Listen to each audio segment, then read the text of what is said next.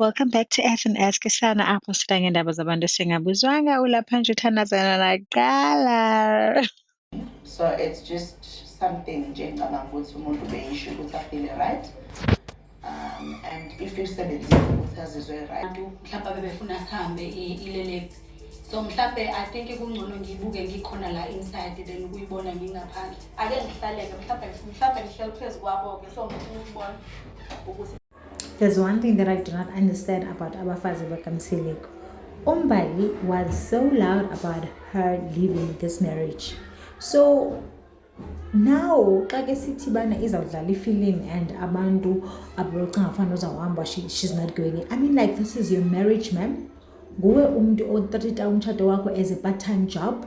So what do you mean izawudlalela wena ifilm because nguwe umuntu ubona ifilm pha emtshatweni wakho? I mean, like, this thing of bonding that's your marriage, ma'am. That's your marriage. Akho muntu bekuforcile uhlala okanye uthini.